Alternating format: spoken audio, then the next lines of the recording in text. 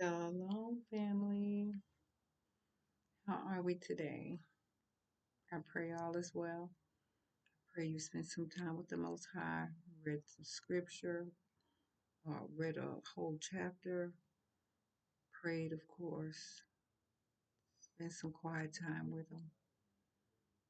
I'm telling you, to make your whole day just feel so much better. But anyway, so today I'm going to talk about something that, sometimes you're sitting and you're watching these videos or TV or whatever, maybe sometimes just daydreaming, and event or a time in your life just pop up. So I was scrolling and one of these comedians came on. Here lately, he's been talking about special ed people that went to special ed. And I've been hearing him say it before, but today I remembered I was in special ed. Um, And then I started just looking like at the old schools I went to when I lived in New Jersey. I don't remember the ones in North Carolina. I do remember one. It was a Catholic school. I remember my little skirts, my little uniform or whatever. Um, but yeah, I remember being in special ed. I was there. So in New Jersey, our schools had numbers, and I went to several because I moved a lot. Um, I found out when I got older why we moved so much because they kept asking questions about me. And he didn't have no answers. Well, he had answers, he just didn't want to give them. Um, if you don't want to know what I'm talking about, you got to go check out one of the videos. I can't believe it. I reached 150 videos. I was like, wow. But anyway, so I was in school 18 at the time. Um, Here recently, I was talking about how I used to be as a child when I was, because of all the things I had been through, tortured and all the things, I was angry. So when I got angry, it showed, like, for real, for real. And in my child's mind, because I've been hurt so much, and I mean, I'm only 8 or 9 at the time, not 8 or 9, 9 or 10. Um, I have I had been through so much at such a young age that by the time I got to New Jersey and I started going, to this one school, I had I had had enough, and I couldn't do anything to the person that was harming me. So I'm gonna get you people here at school. And I got to the point, I don't know where it came from or why I started thinking, well, yes, I do. I do remember. I have an idea of where I got it from. So growing up, like I said, it was rough. And my father one time was just talking and he said, you know what, I should have killed you a long time ago. And I looked over at him. I'm like, what do you mean? He said, I had an opportunity where I could have killed you. He said, it was something about going to court for custody of me. And he said that if my mother would have came to court, his plan was to kill me first, kill her, my mother, and then kill himself. I apologize. I'm not supposed to say that word. Oh my greatness, I'm so sorry. I apologize. Educational purpose only. I apologize. And I thought about that thing like, wow. I mean, the way he said it, like we was just, having a regular conversation. Like, ooh. And now you're telling me that you should have done these things to me before I had a chance to grow up, is what he said. Um, So when I got to school and people were bothering me, I felt like if I ended their lives, they won't bother me no more because they won't be here. So that was my intention. My intention was to take them out so they'll leave me alone so I won't have that problem anymore.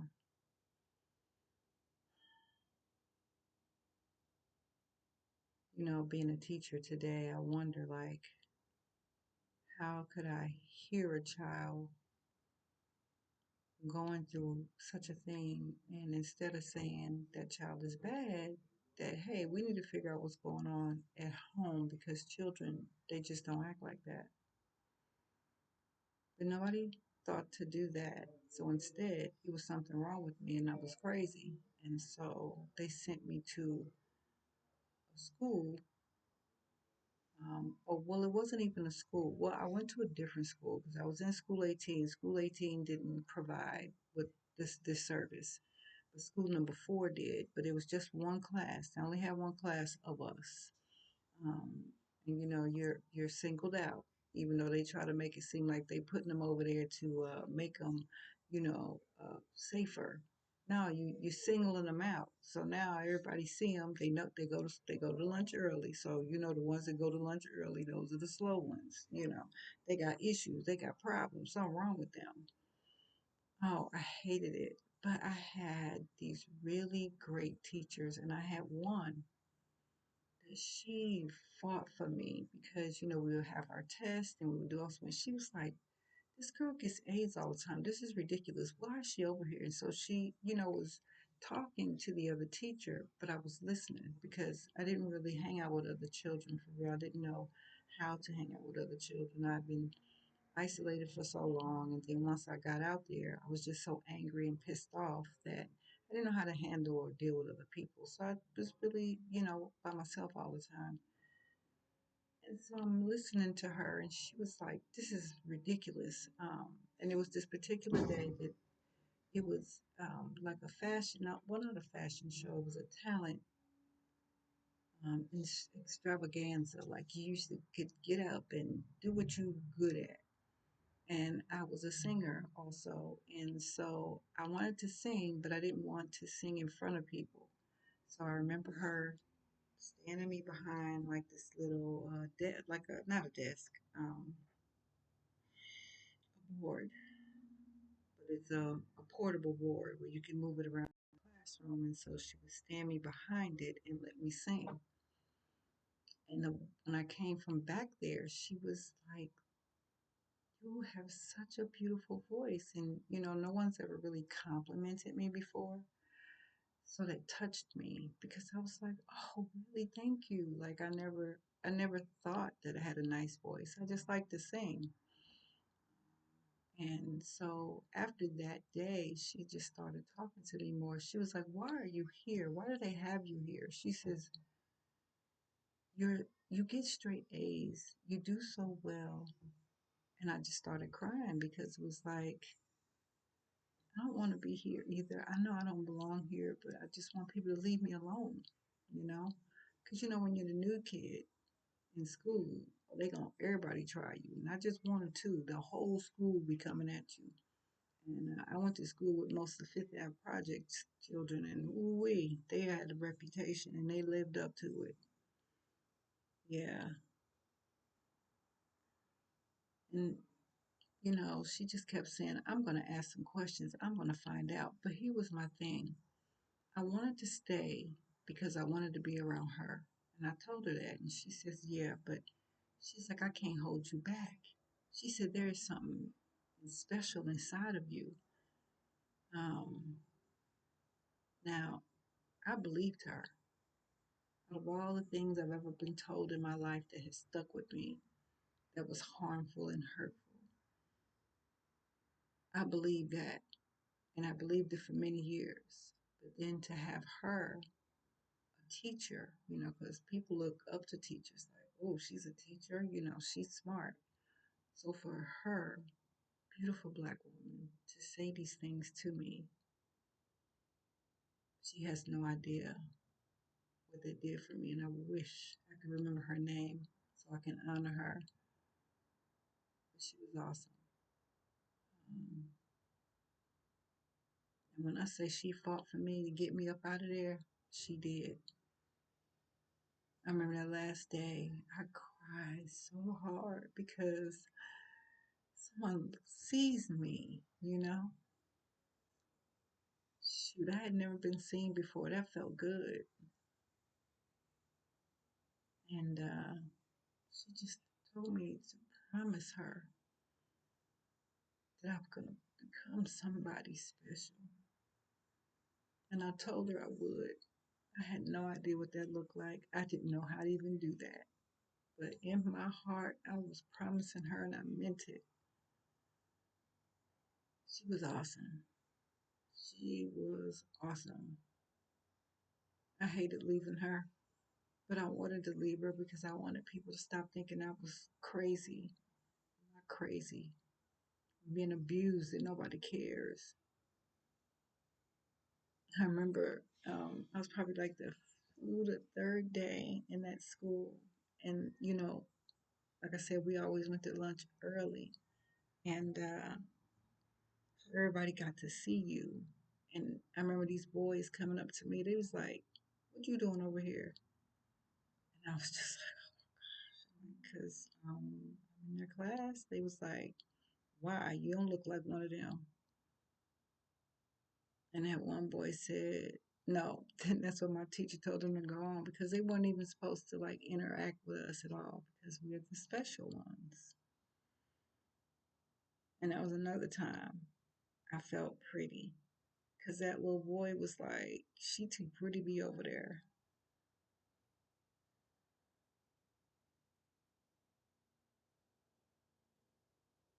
I Wait, let me read before I get out of.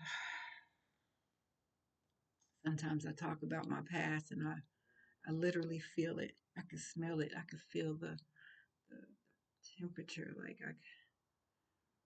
It's wild. Yeah, and that is what I wrote. Yeah. I remember going back to the old school, but at the old school, everybody's scared of me.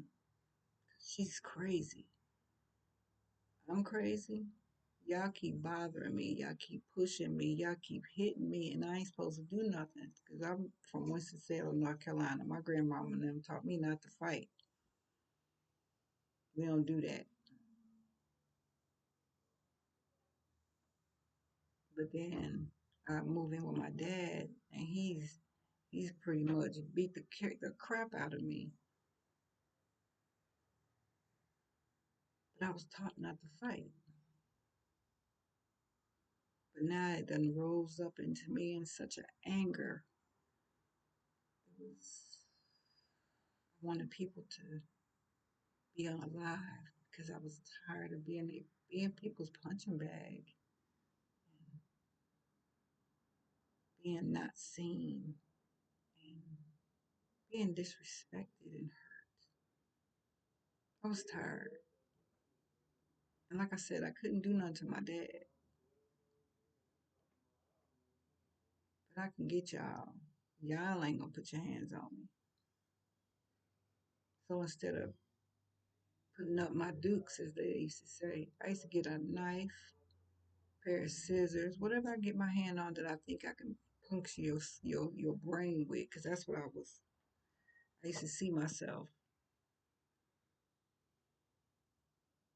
just putting, and I mean, I'm gonna say something that is really horrible, but I want y'all to know how bad it was for me. I used to think about it after I in them. I wanted to see and feel the blood roll down my hands. I wanted to feel it. That's why I used to think I was the devil's child because I was that was what I wanted to see. I wanted to feel it. So when I told people to leave me alone, I meant that. I would always warn them. I always warn them, please leave me alone. But nobody believed me. So I had to show him I'm not playing with y'all. Leave me alone. Don't touch me. And I don't care if you are an adult or a child. Don't touch me. And I meant that. And if that was the one way to make y'all stay away from me, then that's what I'm gonna do. Cause I mean, leave me alone. Cause I was tired, and I'm only 10. That was the only thing I could remember in my past. Just people being harming me, like harming me one way or the other. It's like, yeah, I reached my breaking point at 10. So then I started, as they say, acting out, and I had to go to school for something, cause something wrong with you. Something's wrong with that girl.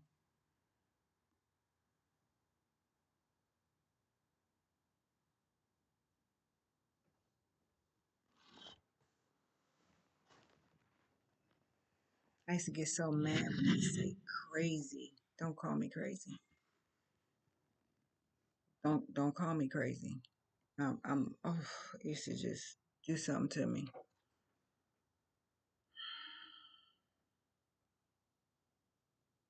The Most High brought me from all of that to the woman I am today. The woman I was always meant to be.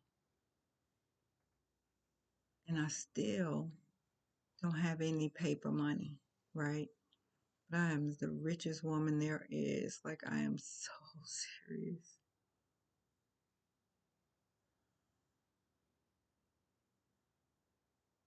This is a bad video. I didn't intend to go that far, but I want to be transparent and honest. I want you all to know where I've come from, how I was, how the enemy had me in the palm of its hand. And I was the puppet and I was doing whatever it told me to do. I'm so because suppose I would have ended someone's life, where would I be? And I didn't want nobody to call me crazy. Oh, they'd been called me more than crazy. She's 10 years old. And those are the thoughts she has. It wasn't just the thoughts, it was the dreams I used to have. It was either those type of dreams or somebody was always chasing me. The whole dream. They would just be chasing me. I was always running. Always.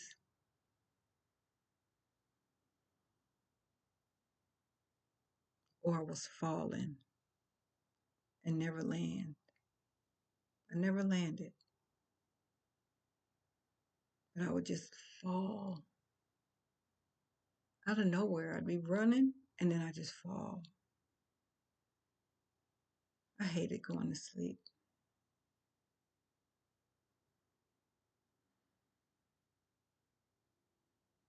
But it got me from that to the woman I am today.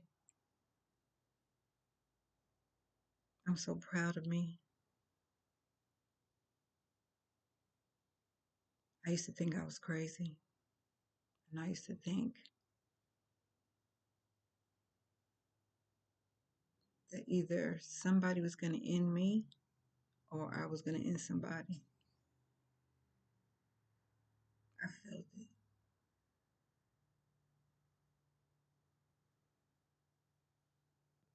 But not today. I'm blessed, thankful, grateful.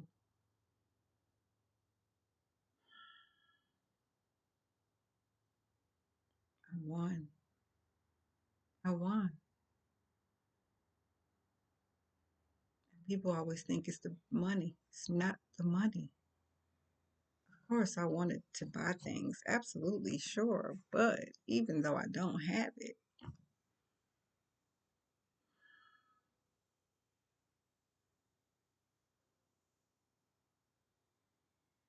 I be wanting to do so much. And I have to keep remembering that I can't give what I don't have, right? So now I have it to give from the inside for real. So when the monetary comes and he shows me who to bless, it's gonna be beautiful. Because before, I never saw that I would even make it to 18. When I turned 18, I was just like, because I didn't think past 18. Like for real, I didn't think past 18 at all. For what? I ain't gonna make it. The enemy was trying his best too. Oh yes, he was. I've had so many close calls. When I was in third grade, we went on a school trip to Great Adventure, which is Six Flags. And it was in the 70s. So it was still, I mean, the rides and all were great, but there were areas around Six Flags. And this was in New Jersey. So I'm not sure where we went to Six Flags in New Jersey, but I lived in Patterson at the time. So not really sure where it was in Patterson. So, but we could look it up. Um, they were like showing us like where we were was like on a hill because we had to kind of climb up there. It was like on a hill, and you can like see all of the rides, like the majority of the park. You could just see it. And we were standing close to an edge, and they kept telling us, be careful so you don't fall. And I tell people this story, and nobody believes me, but I know what I felt, and I know what was happening today. I didn't know then.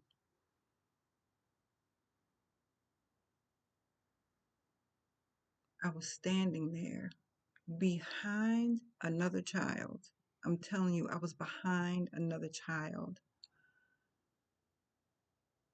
and I was pushed off that cliff. I don't care what nobody say. I felt it because when I went like this, my head automatically looked that way, and wasn't nobody behind me. So either they pushed me and moved over there, or the enemy pushed me, because that's what I believe. I went flying down that hill. All I could see was stars. I just kept hitting. I just kept bang bang hitting the rocks because, like I said, it was Six Flags. It was off top of a hill, and it was like nothing but rocks and stuff below us. And then it went down further to where the park was. I couldn't see nothing. I'm hurt. I don't know if you can still see it, but I had, I don't know, one side. Hold on, let me look. It's this side. Um, this side was black and blue for a long time, but I just kept hitting the rocks, bam, bam, bam, and then I went out. And when I came to, that's all they kept saying me was, "Who pushed me? Who pushed me?" It was like, didn't nobody push you because you were just standing there by yourself. But I was standing behind another child. Somebody pushed me. They swore up and down I was tripping. And but today, the enemy pushed me off that cliff, and I could have gone. I could have been easily gone, like for real. I could have went blind. Everything, like when I was about 5 or 6, my dad and I were driving from, I think we were coming from Winston-Salem going to New Jersey. And my dad was a workaholic, didn't sleep much. So when he worked as much as he did, he still tried to do what he wanted to do. But your body will give out on you if you don't sleep. So he fell asleep behind the wheel, and we got hit by a tractor trailer. Back in them days, we had them big old cars. Didn't nobody put on no seatbelts. We just laid down in the seat. I think it was warm because I remember the window being open because I can remember me kind of out of the window. That's why I tell people I can remember back as far as four. Um, and but at the time of the accident, I was asleep on the chair or the front seat with him. Had a car, the track. My dad ran into the tractor trailer. I went flying out the window in a ditch, and I died. Oh goodness, I said it again. I was unalived. Um, so according to what my dad said, he was trying to do something to the truck driver, and the truck driver kept trying to explain um, that it wasn't his fault. And because I know who my dad was, I knew he fell asleep. He always did fell asleep. Always. Like, he always fell asleep. He never slept. Yeah. He might get 2 hours of sleep, but he gonna work 40 hours a day if he can. Um, I said 40 hours a day. Oh yeah, no, I said that right. Cause yeah, 40 hours a day.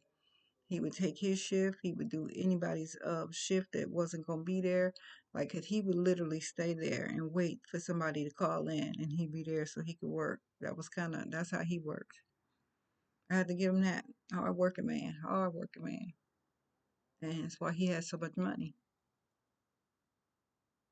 Um, so, but they got me to the hospital, and they were able to revive me. Of course, they were able to bring me back, but I had died for a couple of minutes.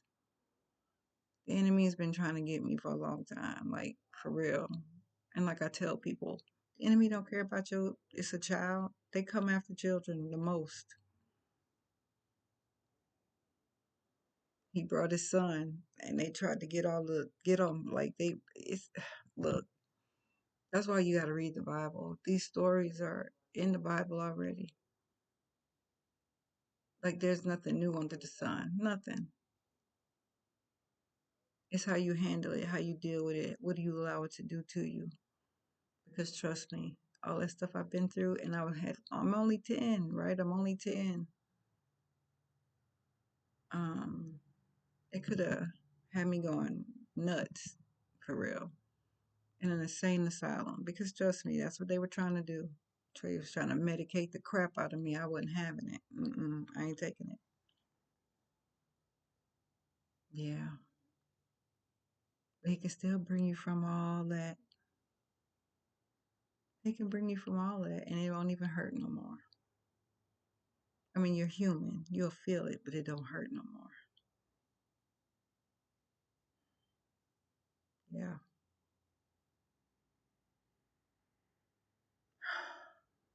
So don't give up yet. He's got a lot for you, and he knows you're strong enough. You can do it. You don't know you're strong enough. Whatever you need, he's already given it to you. He put it in you because he knew you was going to need it. You just have to know you have it.